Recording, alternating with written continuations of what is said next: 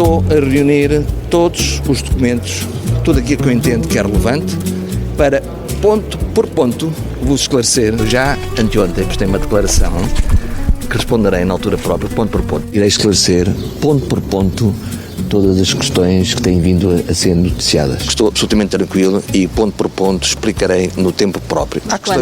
Em qualquer fórum, responderei a tudo. E, quanto antes, terei uma conversa convosco relativamente a todos os pontos que estão em cima da mesa. Quero dizer... 2 dias, uma semana... Eu só vou dizer isso. A credibilidade é uma credibilidade de mais de 80 anos. Hey, Political Junkies! Esta semana, o episódio da Comissão Política chega mais cedo. Não só porque cresceu muito a pressão sobre Luís Neves, mas também por razões logísticas. Quando me estiver a ouvir, eu já estarei de férias, enquanto a Eunice Lourenço e o Vítor Matos, os meus companheiros residentes por aqui, também continuam o seu merecido período de descanso. Assim sendo, decidi chamar outros comissários habituais e muito estimados para uma conversa gravada na tarde de sexta-feira. Se estiver a ouvir-me por esta hora, é porque a nossa conversa não ficou desatualizada com o fim de semana. Lá pelo final, fica prometido, deixaremos as nossas leituras de verão, incluindo as da Eunice e do Vítor, para matarmos um bocadinho de saudades deles. Olá, Paula Varela, como vais tu? Sejas bem-vinda. Olá, David, obrigada. É um gosto ter-te de volta. João Pedro Henriques, também é um gosto ter o meu amigo de volta aqui em estúdio, ao lado de nós. É sempre bom ser recrutado quando não ama ninguém. Faltava isto. Já sabíamos que íamos ouvir esta boca. Sempre, não é? Há sempre um elemento de previsibilidade. E Liliana Valente, olha, pronto, dito isto, também obrigada a ti e tal. O Gonçalo Ramos. Pronto, isto está muito desorganizado. Nós vamos lá organizar um bocadinho a conversa por partes. Olá, sou a Georgina Angélica. Eu sou a Paula Cardoso. Juntas criámos o Tal Podcast, um espaço de conversas reais, profundas e sem filtros. Todas as quintas-feiras damos a conhecer novas pessoas com ideias e trajetórias que inspiram mudança.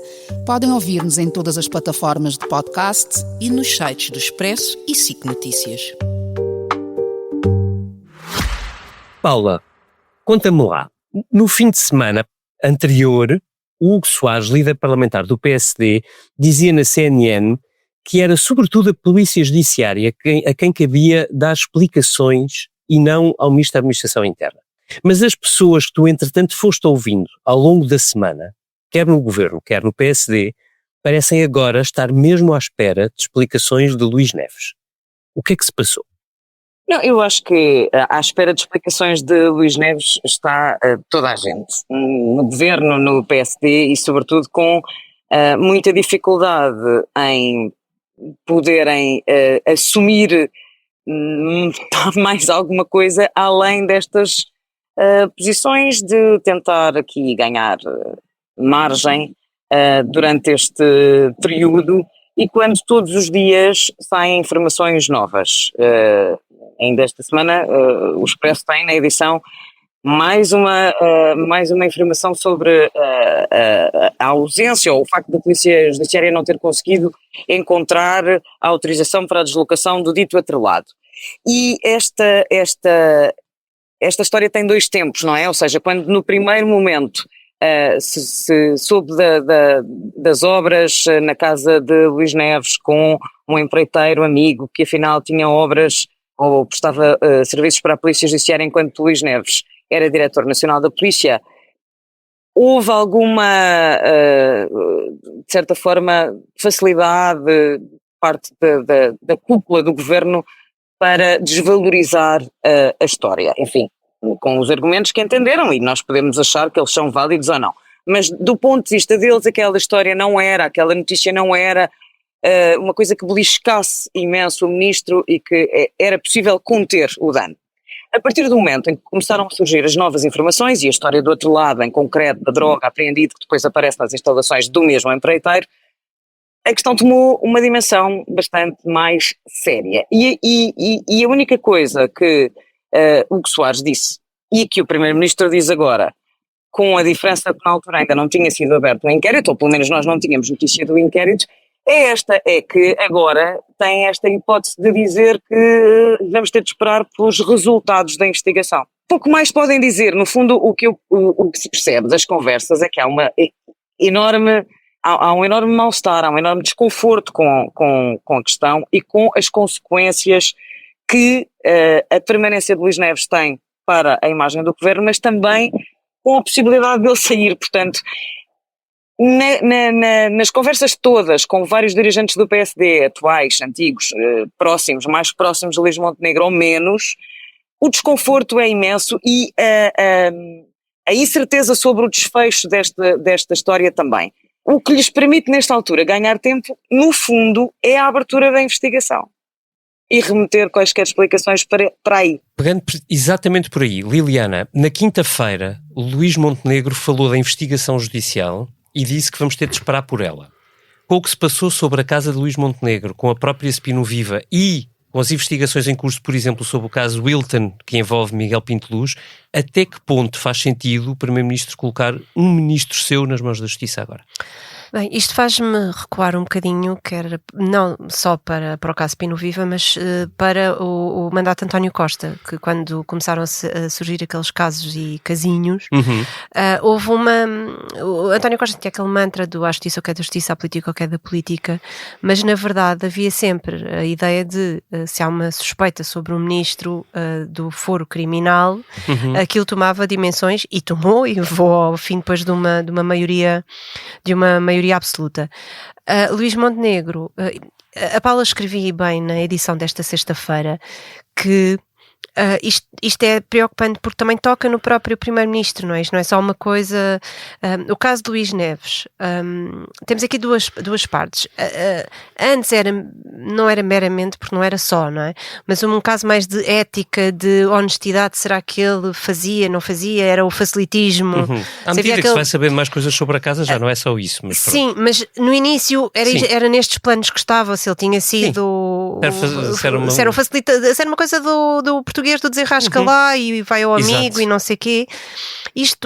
A história do outro lado torna a coisa um bocadinho diferente, porque sim, com a abertura quando começa a ser investigado, exato. Quando começa a ser investigado, a coisa vai para o foro criminal, não é? E o Rui Gustavo escreveu na semana passada aquela história do descaminho e abuso de poder, isso mesmo, salvo erro. E isto já é uma investigação. O que levou João Pedro Henriques aqui presente a fazer várias piadas sobre o descaminho. Mas há aqui uma... Se o descaminho é crime, quer dizer... Não é irresistíveis, não é? Mas é que é assim, é uma questão judicial, é uma questão criminal sobre o comportamento dele enquanto diretor da Polícia Judiciária. E isso já é um bocadito, para não dizer muito mais complicado. Ou seja, já não é só uma questão de ética, é uma questão de como é que ele exercia as suas funções e passa também a ser criminal, porque se pode haver indícios de crime, eu não estou a dizer que há crime, calma, estou a dizer aquilo que a PJ diz, que é encontrou indícios de descaminho e não sei o quê. Portanto, isto já toma uma dimensão diferente e, como a Paula escreve na edição de sexta-feira, o argumentário tem de ser um bocadinho diferente e o Primeiro-Ministro, ao chutar aquilo para um inquérito, bem, os inquéritos demoram o que demoram, não é? Portanto, não vamos estar à espera. A política anda muito mais depressa do que os inquéritos criminais e na PGR eles ficam lá a abobrar durante vários meses ou alguns até durante anos. Portanto, ele diz isso, mas não se espera ao fim do inquérito, não é? Porque a política não é ligada não pode ser ligada assim, não é? Anda mais depressa. João Pedro, gostava de ouvir sobre isto também, na verdade, porque, enfim, o que levou à admissão de António Costa foi um certo cruzamento entre o mundo judicial e o mundo político, e houve esta resistência. Ao longo destes 2 anos houve um novo consenso, não é? O consenso era que só num caso de uma condenação é que poderia haver, e de repente já não estamos... Pelo menos acusação formal. Isso, já não parecemos estar exatamente nesse ponto outra vez. E também que localizasse o Partido Socialista neste dilema, porque, pronto, enfim, é isso. Eu estou a achar estranho, enfim, primeiro, é uma total incompreensão com a lentidão de Luís Neves a responder às controvérsias de que é alvo. Sim, há 2 semanas, saindo este episódio segunda-feira, e não tendo ele falado no fim de semana, são 2 semanas sem explicações. A questão do atrelado que o atinge enquanto diretor da Polícia Judiciária. Eu acho que a lentidão em si mesmo só o fragiliza. Eu não sei se já não fragilizou até a um ponto de não retorno. e faz com que o próprio Luís Neves, pela lentidão, se tenha tornado no principal responsável pelos seus problemas. Ou seja, nós podemos acreditar que há várias pessoas e várias organizações interessadas em queimar o Ministro da Administração Interna por razões várias. Problemas internos na Polícia Judiciária, a guerra entre o Ministério Público e a Polícia Judiciária, o Chega e os problemas que tem com a Polícia Judiciária, etc. Mas o próprio Luís Neves criou, digamos que, ou alimentou a fogueira onde está a ser cozinhado, com a lentidão profunda da sua resposta. Passa-me aí a caneta, João Pedro Henriques, porque essa é uma boa frase para pôr no título deste podcast. Eu já vou dizer mais frases para o título. Olha, que bom. Contamos sempre contigo para isso. Obrigado. E agora, quem também está a ser queimado nesta fogueira é o próprio líder do PS. Até agora, o PS tem... A única coisa que disse, e hoje voltou, e tem voltado a repetir nos últimos dias, é que espera os esclarecimentos do Sr. Ministro e depois dirá o que acha. E espera o quanto antes, dizendo, o José Luís Carneiro já disse que por favor, está lento. Mas o que é facto é que começa a ficar desconfortável. E eu acho estranho porque o José Luís Carneiro, nós conhecemos, ele é especialista em não se deixar queimar pelos fogos que tem perto dele. Nós vemos, por exemplo, vimos como ele descartou rapidamente o diretor de comunicação dele, que foi envolvido Duarte Moral, naquela operação emergente. E, portanto, ele isolou, ele é bom a isolar os problemas que podem queimar. Com este ato de solidariedade inicial com Luís Neves, e eu percebo, porque nós conhecemos Luís Neves e sabemos que ele podia ser ministro de um governo do PS. Tem o perfil para isso. Mas não é. Pois, mas não é. Mas também está a queimar e portanto, obviamente que o embaraço do PS não vai, não é comparável ao embaraço do governo, do primeiro-ministro, etc, etc, mas em parte isso explica também porque é que o PS está a pôr as fichas todas na questão dos exames e não na questão do Luís Neves, que é o outro problema que o governo tem e que é um problema que atinge milhares de pessoas e, portanto, a dimensão do problema é completamente diferente. Há outra circunstância aqui, também acho estranha, que é uma questão que se calhar vais levantar, que é, eu ainda não ouvi Presidente da República sobre esta questão de Luís Neves e o que ouvi sobre os exames foi completamente pífio. Mas foram 7 parágrafos. Que é outro fator com que o Governo está a contar. Mas, João Pedro, eu posso contar? Adiando. Eu conto. Vais contar? Eu vou João Pedro contar. tem uma história para contar. Olha, gostamos Não, deste foi momento divertido. na visão política. Eu e a Liliana fizemos... Eu e a Liliana? Eu fiz um teste, a Liliana estava lá. Eu existi Ela estava e comprovei e disse, agora pergunta não sei o quê.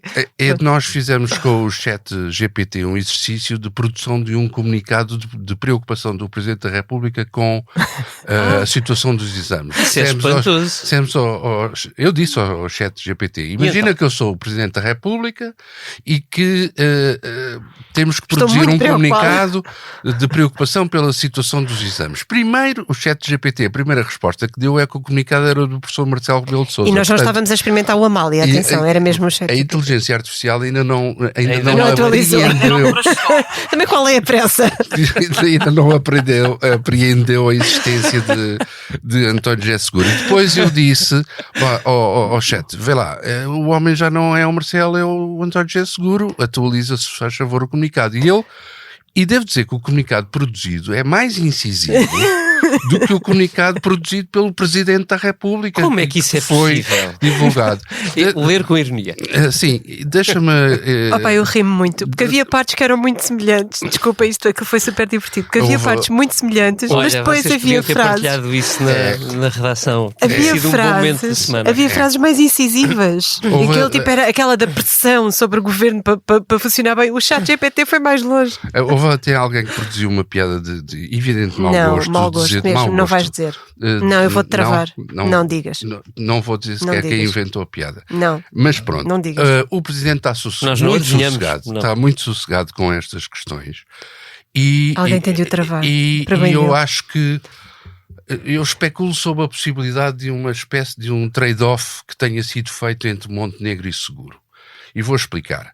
No 10 de junho, objetivamente, Seguro pediu a Montenegro que governasse mais ao centro, que se demarcasse do Chega, que protagonizasse políticas menos populistas, embora eventualmente mais difíceis. A expressão foi essa.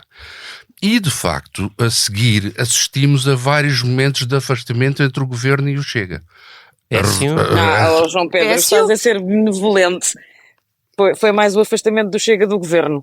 Pois. Sim, mas o chumbo do pacote laboral, a aprovação com o PS da prestação social única... Sim, mas tu estás a achar que foi o PSD, ou o governo no caso, que quis afastar para fazer o favor a António Mas tiveram a negociar até à última hora a PSU com o Mas deixa Chega. lá o rapaz acabar A o seu argumento. suavização da lei das burcas, que na verdade pode-se chamar lei dos capacetes, ou seja, é uma lei totalmente centrada em questões de segurança e não de questões religiosas e, portanto, na forma como está escrita, ou a forma final como ficou escrita, evita ao Presidente da República a chatice de enviar a lei para o Tribunal Constitucional sobre uma alegação de discriminação religiosa.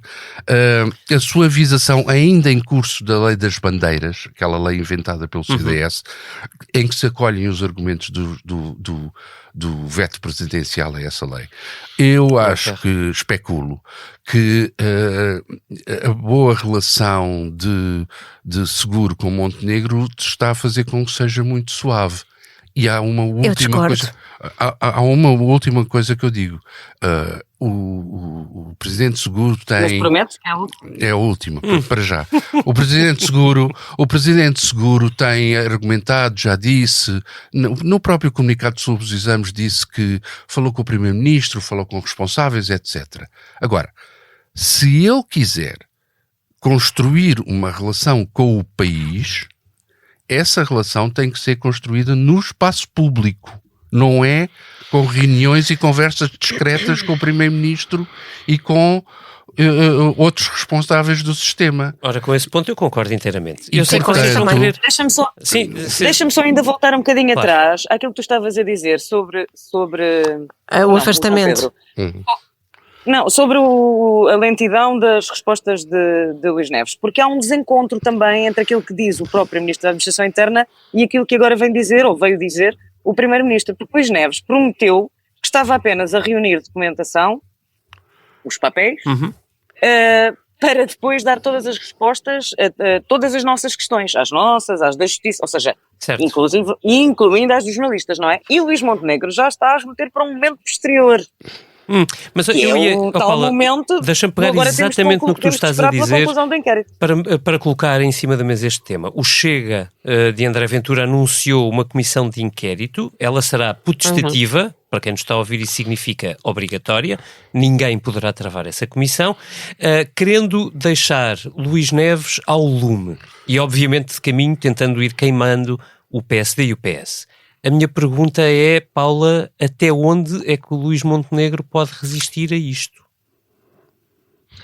Pois, até onde exatamente, eu acho que é imprevisível nesta altura, acho que nenhum de nós consegue com razoável certeza... É que uma coisa é Luís Neves fazer querer uma previsão. demitir-se, outra coisa é Luís Montenegro ter de o demitir, certo? E Claro, Luís Neves não parece ter aquilo- vontade nenhuma de se demitir. Não tem, aquilo certo. que nós percebemos todos os dias, nos últimos dias pelo menos, das sucessivas declarações, Exato. eu até ouvi o Ministro da Administração Interna dizer que está legitimado, que é uma coisa Exatamente. extraordinária. E está, Para continuar na em verdade, funções. formalmente está, Quer dizer, legitimadíssimo. sim, não é ele que Ninguém o demitiu. compete dizer se está legitimado, mas enfim. Mas não sei até quando é que resiste. Claramente, isto vai ser um problema, quer dizer, isto já é um problema, não é? Mas claramente uma comissão de inquérito, se daqui até lá não acontecer mais nada, se não soubermos nada verdadeiramente, ou ainda mais grave, eu não quero dizer grave, porque grave, eu acho que já são suficientemente graves as suspeições, já não vou dizer mais nada. Todas as dúvidas que estão levantadas neste momento, que se colocam neste momento, toda esta dúvida em torno de uma figura como o Ministro da Administração Interna, numa pasta-chave, numa área de soberania, são suficientemente graves. Se até setembro não acontecer nada, obviamente a comissão de inquérito vai ser um desgaste que não vai fazer nada pela saúde do governo, pela duração da legislatura. Porém, nós não sabemos o que é que até lá vai acontecer. Luís Montenegro, uma coisa podemos ter como certa, vai resistir de todas as formas que conseguir inventar, se quiseres. Mas eu também acho que esta comissão de inquérito só as existe. maiores dúvidas sobre a capacidade da comissão de inquérito têm de obter respostas, porque a maior não parte... estou a dizer que ele tem respostas, estou a dizer que desgasta. Pois, mas Sem dúvida. Sim, mas isto vamos ter. A comissão de inquérito também só existe porque o A ministro comissão de inquérito, ainda quando existe. começa em outubro. Se até lá houver ministro, porque é isso que o David está a isso perguntar, mesmo. eu também, não é? Mas até lá isto é possível. E eu não sei se é, Mas- e o governo também não sabe. Mas eu acho Porque que mesmo que haja ministro, a coisa que não mais haja. preocupava os membros do governo e as pessoas à volta no PSD, enfim, era a ideia clara de que vão continuar a sair mais coisas. E eu nem sequer consigo dizer, nem me compete, de onde é que vem esta certeza, quase. E para Mas todos isto é os um efeitos dado interessa adquirido.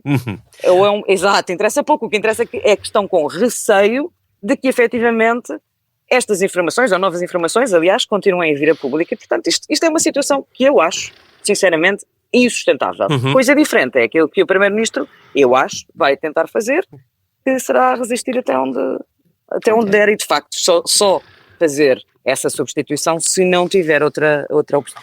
Liliana, este Primeiro-Ministro parece resistir ainda mais a uma remodelação do que António Costa, por exemplo, resistia. Há quem diga, na verdade, que é melhor manter ministros sob pressão, porque quem chega ainda pode piorar mais o caso. Estes dois casos, o de Luís Neves e o de Fernando Alexandre, para ti encaixam nesse perfil? São claramente diferentes, não é? Um é por questões que está a realizar no governo e outro é por questões que começam por éticas, depois passam para criminais e depois sabe-se lá o quê. Mas só para voltar aqui atrás de uma coisa, a comissão de inquérito existe porque o ministro ainda existe. Eu acho que mesmo que Luís Neves caia entretanto, convém André Ventura ir esmiuçar os mandatos dele à frente da Polícia Judiciária, porque isso desgasta o PS também. Porque foi com o PS que ele estava na Polícia Judiciária. A única coisa que pode ser aqui mais problemática é a própria da instituição da PJ. Ou seja, se isto for centrado nas ordens dele e não ir à orgânica, não ir à estrutura da PJ, pode ser, sinceramente, interessante, porque a Polícia Judiciária, o Ministério Público, são poderes que não são escrutinados e têm efetivamente muito poder e, portanto, não me parece que um pouco mais de luz sobre algumas das coisas que se passam em instituições que são por si muito pouco transparentes, que seja a partida negativa, mas eu não acho que seja esse o objetivo de André Ventura. Acho que o objetivo do André Ventura é puramente a lama e a guerrilha política, não é? E vingança. Sim, e eventualmente também vingança, não é? Agora, há aqui alguns aspectos que uma comissão de inquérito poderia trazer benefícios. Não acho que vá ser isso, como não são as comissões de inquérito. As comissões de inquérito tornaram-se numa coisa um bocadinho diferente, às vezes muito persecutória, e receio que isto seja só mais uma comissão de inquérito persecutória. Voltando à tua pergunta, para não desviar, aquilo que a Paula escreve e que parece que é o motto deste primeiro-ministro é resistir sempre ao máximo. E, aliás, a última ministra da Administração Interna demitiu-se ela. Não, aliás... E não se demitiu quando quis. Eu estava a fazer essa conta com a Paula Varela alguns desta semana. Na verdade, só houve remodelação com Luís Montenegro de secretários de Estado, de ministros, só mesmo com esse caso extremo de alguém que já não estava à pressão e que saiu. E há aqui outra Ele questão. não tirou nenhum ministro até agora, claro, tirando aqueles dois nomes que saltam na mudança de governo, Fernando que é Dalila Alexandre, Carvalho se temos reparado... Dalila Carvalho, é E Carvalho. o Pedro Reis. E Pedro Reis. Isso. É Carvalho, sim. Obrigado. Se repararmos, o clima à volta dos exames nacionais também vai mudando, não é? Porque, efetivamente, a segunda fase já começou, os miúdos já começam a ter os seus problemas resolvidos, apesar de tarde, e o clima parece começar a mudar. E se repararmos na narrativa agora nos últimos dias da semana, tem passado muita ideia mas isto é uma reforma, é dolorosa, mas é uma reforma, e isto vai ficar muito melhor e vai ser muito mais incrível. E é isso que Luís Montenegro quer mostrar.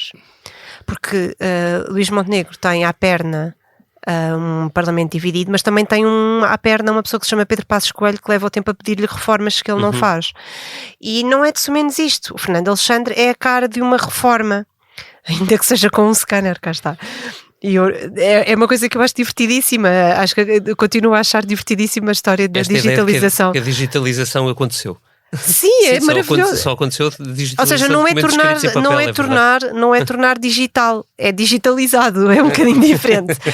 Mas pronto, mas é a cara de uma reforma e é uma coisa que ele terá para mostrar afinal, ok, foi turbulento, mas correu bem. Portanto, eu acho que as situações são claramente diferentes. João Pedro, o Governo continua em baixo nas sondagens, saíram mais sondagens esta semana que passou e as coisas não mudam, pelo contrário. É melhor mudar para um primeiro-ministro nesta circunstância, é melhor mudar já ou esperar mais um pouco para tentar virar a legislatura noutra altura? Eu volto a dizer, em relação a Luís Neves, eu até acreditaria que era possível ele esclarecer tudo. O outro lado, os problemas do monte, quer dizer, ele também devia esclarecer porque é que fez um monte branco e verde no Alentejo, que para mim é uma questão que é quase crime para ti, não é? Passível de investigação criminal. Mas, quer dizer, agora, o próprio Luís Neves, ao prolongar tanto a resposta, o tempo de resposta, quer dizer, qualquer dia nenhuma resposta vale. Já não, pronto, já é demasiado tarde. Passa à frente do silêncio de Luís Neves e põe-te na posição de um primeiro-ministro, alguém que sabe que não está num momento favorável e que tem mais, vamos lá ver, são 3 anos pela frente, não é? Ainda há 3 anos pela frente. Faz sentido resistir agora para esperar um momento que lhe permita virar a imagem do governo mais tarde? Eu acho que em relação ou a é mais Neves, fácil travar já a ferida? Percebo que seria muito complicado substituir o Ministro da Administração Interna no início da época dos focos, por exemplo. É uma complicação, não é? Sobretudo por alguém que não estivesse dentro da pasta, etc. E, portanto, suponho que é tal coisa de só depois de setembro é que se vê. Agora, o ótimo seria ter percebido antes dele chegar ao governo que tinha uns problemas, não é? Mas isso, obviamente, já ninguém faz perguntas. Se calhar já ninguém preenche aquele papel que o Marcelo obrigou o António Costa a fazer o questionário. Os nomes dos ministros chegavam a Belém, não é? E nenhuma substituição se faz em tempo útil, por exemplo. Em relação ao Ministro da Educação, eu não... Imagine-se que o processo de digitalização vai continuar para o ano. Imagine-se o estado de stress em que vão estar milhares de miúdos para o ano com a macacada que foi este ano quando tiverem que fazer os exames para o ano. Quer dizer, é uma coisa incrível. A minha sobrinha já está super nervosa. A estressar com 2027. Não, ela vai fazer os do 11º.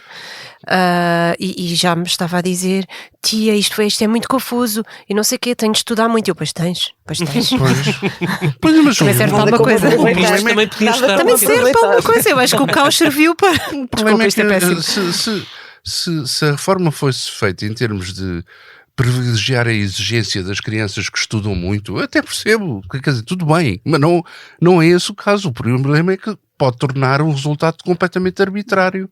Portanto, o que eu recomendaria ao governo... Sim, o problema aqui é as classificações não serem o problema, eu recomendaria corretas. ao governo era, primeiro, que resolvesse o problema já na máxima extensão que fosse possível e, segundo, que dissesse esta ideia da digitalização acabou, para o ano é convencional outra vez, vamos voltar a estaca zero. Mas por isso é que a correção agora, a avaliação da segunda fase, e aqui o Sr. Presidente disse estar muito atento à segunda fase, que é quando já só há meia dúzia de lugares disponíveis nas universidades. Não, mas há muitos miúdos a fazer exames na segunda fase, sim, numa proporção muito menor. Mas ele vai estar muito atento à segunda fase e sobretudo ao acesso ao ensino superior. Só que isto é daquelas coisas que as injustiças a acontecerem são cegas, porque ninguém consegue perceber, porque não sabes a nota do outro do lado, não é? Sabes só que foste ultrapassado ou que não entraste, mas não sabes se foi injusto ou não. Há aqui um problema comum entre Luís Neves e António José Seguro, uma falta de noção do tempo. Quer dizer, os políticos têm que falar no tempo certo. O tempo certo qual é? Eu É vou o tempo dizer, do presidente. é o tempo em que as pessoas estão lá para ouvir. Tu disseste Não isso vale para a- ter mais um título para a Comissão Política, não é? Não vale a pena falar para um auditório quando o auditório já lá não está. Porque não se fala para ninguém. João Portanto, Pedro, tanto o António há o José Seguro tempo quanto o Luís Neves escolheram falar no tempo errado, quando já não serve nada, quando já ninguém está a ouvir, e portanto, quer dizer, o grau de Respeita. eficácia é zero. Respeito ao tempo do presidente. Eu respeito o tempo do Presidente. Eu também não quero, aliás, eu sou o grande defensor do Pacto Nacional do tédio. Mas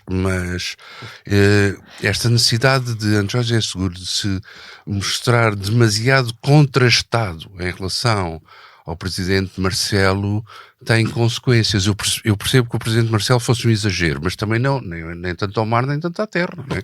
Paula, para fecharmos, deixa-me perguntar-te a ti sobre este dilema, remodelar agora ou esperar um momento diferente para retomar a imagem do governo, e perguntar-te o seguinte: com sondagens assim, com a economia em baixo e com o tempo da legislatura a ficar mais curto, que capacidade terá o Primeiro-Ministro de recrutar alguém com, digamos assim, boas qualificações e condições para fazer os lugares? Passo no questionário? Pode ser o questionário do professor Marcelo. Era Pronto, bom. é que isso diminui bastante as possibilidades. Não sei, essa é uma das questões que Isso eu não tem me sido lembrava abordada da nas questão. conversas nos últimos dias. Naturalmente, eu também fiz essa pergunta a alguns governantes, a alguns dirigentes da maioria, sobre a capacidade de recrutamento. Mas eu acho que há uma coisa, há uma questão anterior a essa, que é: que vontade tem de facto Luís Montenegro de remodelar? Ponto final. Uhum. E a mim parece-me que tem um total de 0. E, portanto, nessa perspectiva, Não chegamos à segunda nem agora nem pergunta. depois. Exato, não chegaríamos à segunda pergunta. Em todo caso, eu digo sempre que há sempre quem queira ser ministro, não é? Obviamente que me parece que todos estes casos, todos estes episódios, todo este desgaste vai seguramente diminuindo a vontade de alguns que pudessem ter maiores qualificações, mais Sim. preparações. Eu acho que agora se começou a ponderar uma questão que até agora me parecia mais ou menos resolvida na cúpula do governo, que era a de que achavam que tinham a duração da legislatura mais ou menos na mão, não é? E que, portanto, como não interessava nem ao PS nem ao Chega provocar uma crise, e tendo em conta que os portugueses claramente não querem eleições, que é uma das outras coisas que as sondagens continuam sucessivamente a mostrar, não é? Apesar de todo o descontentamento, não querem eleições antecipadas, as pessoas claramente estão saturadas, e isso é uma coisa com que o governo conta naturalmente, e portanto, com a ausência de uma vontade dos dois maiores partidos da oposição para provocarem uma crise política e assumir esse custo, que o governo, obviamente, e que Luís Montenegro em concreto acha que jogaria a seu favor, achavam que tinham a duração da legislatura na mão e que, portanto, Dizes toda a que gente isso estava mais começou ou menos a a mudar? apontar para o orçamento. Eu acho que a questão, as sucessivas questões, e sobretudo, quer dizer, foram 2 semanas de absoluta convulsão, não é?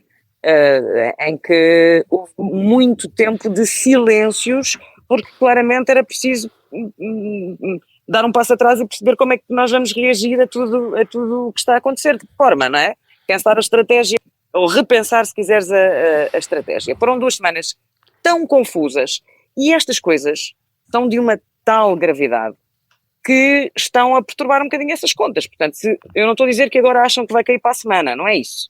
Porém, essa certeza com que falavam de ser o governo a decidir até quando é que a legislatura durava, não é? E, portanto, seria um tempo favorável ao primeiro-ministro Luís Montenegro e não um tempo desfavorável, isso deixou de ser garantido. Muito bem. Ora bem, e chegados aqui,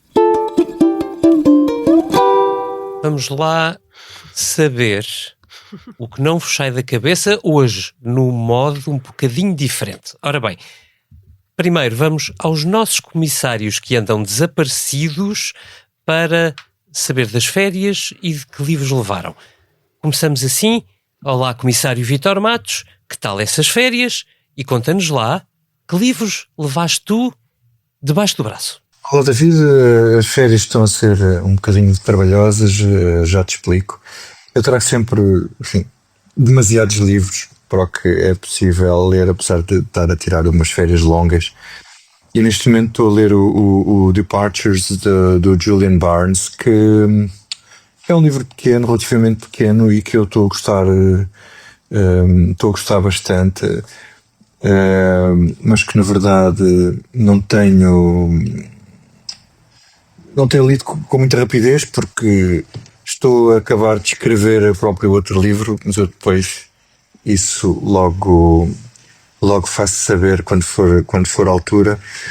E tive a coragem de trazer A Vida e Destino de Vassili Grossman, que é uma mega obra sobre a Segunda Guerra Mundial e sobretudo sobre a Batalha de Stalingrado, por quem viveu.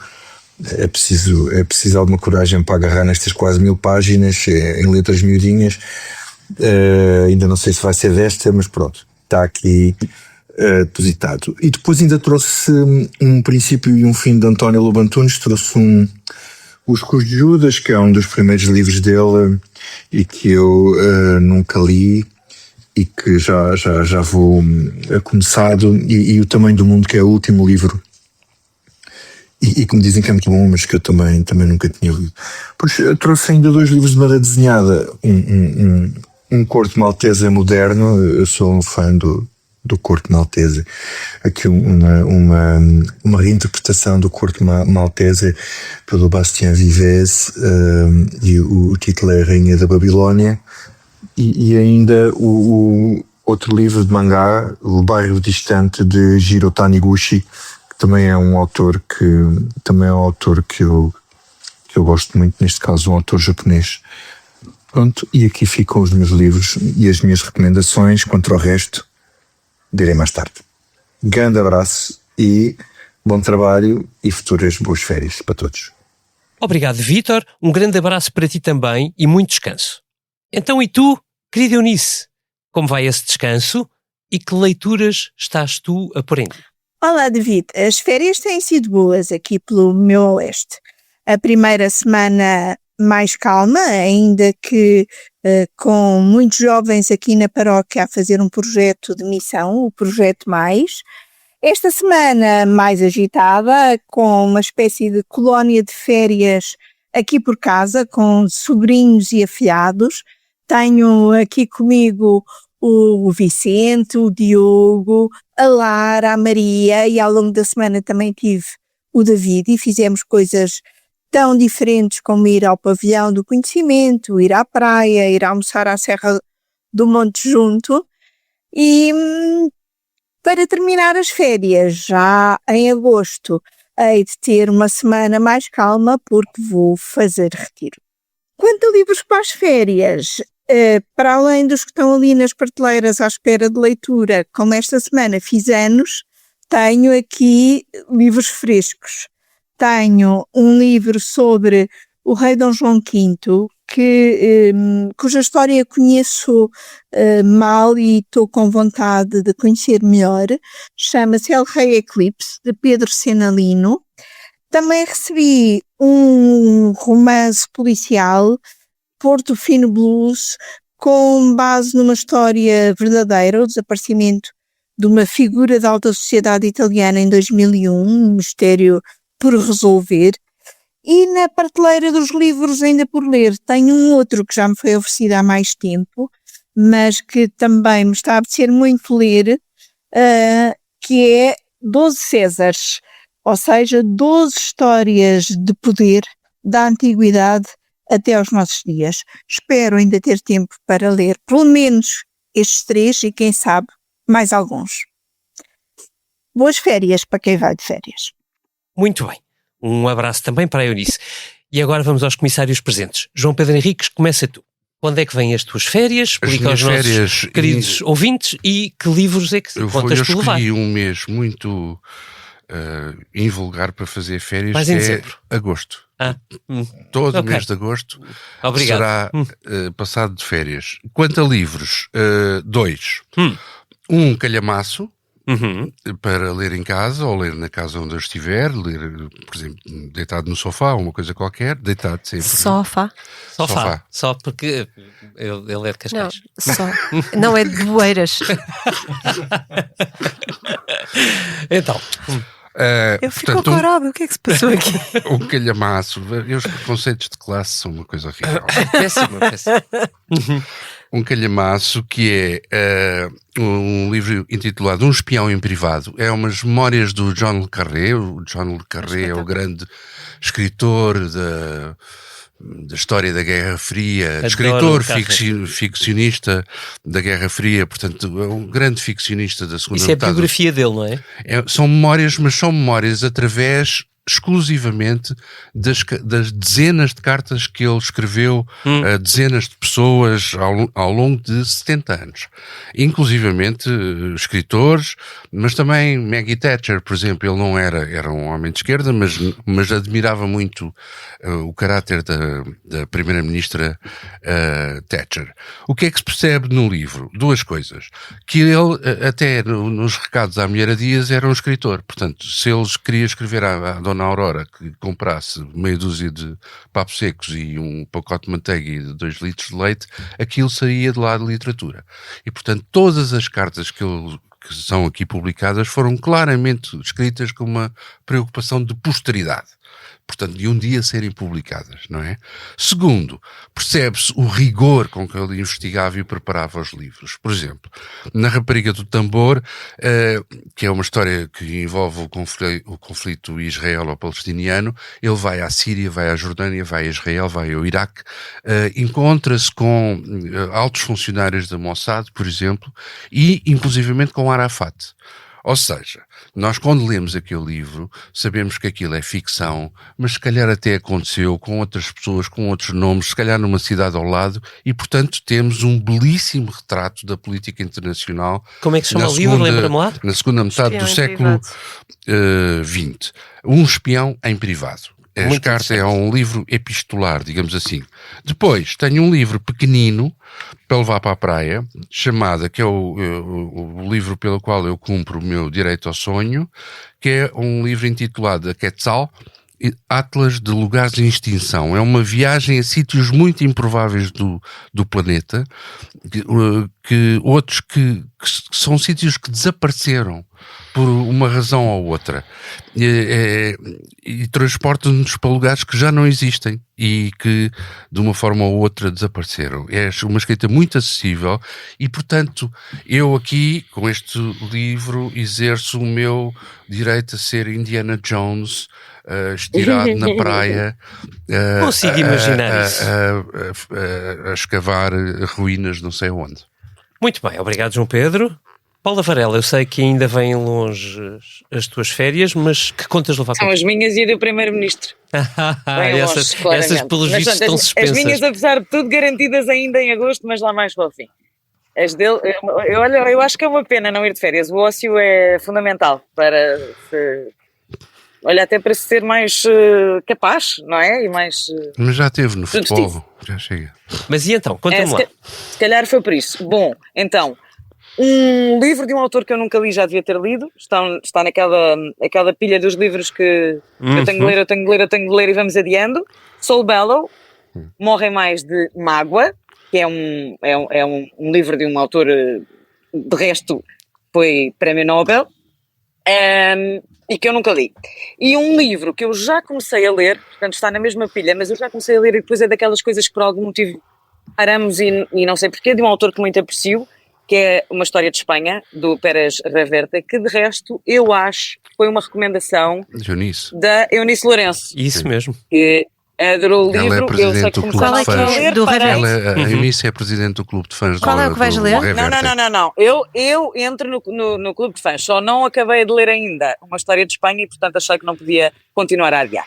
Muito bem, obrigado Paula Varela. Liliana, faltas tu. Olha, por acaso também tenho lá um de Reverte para ler, mas agora posto isto, se calhar vou ler. Bom, eu... a sério, está na pilha. Eu comprei há uns dias um livro por impulso e é esse que eu vou levar para ler. Um livro que foi finalista do Prémio de Livro Alemão 2025, que é o Clareiras, da Iris Wolff, creio que é assim. e é a história de 2 imigrantes da Transilvânia, que é uma amizade entre 2 personagens muito sui generis, muito interessantes, e eles encontram-se numa cidade suíça, e portanto isso para mim chamou-me a atenção por causa da minha relação umbilical com a Suíça, apesar de ser uma cidade diferente, que é Zurique. E portanto eu já comecei a ler, estou a gostar bastante, mas ainda estou na fase de estar a conhecer as personagens, portanto ainda estou no início do livro. E este será um dos que eu vou levar. Depois os outros, normalmente levo sempre um de não ficção, mas ainda não decidi qual é o que só vou levar. respirares um bocadinho, só faltam 2 semanas. David Inês. Muito bem. David Inês, o que é que vais levar para férias? Eu que sigo amanhã além mesmo do livrinho de dos férias, sudokus.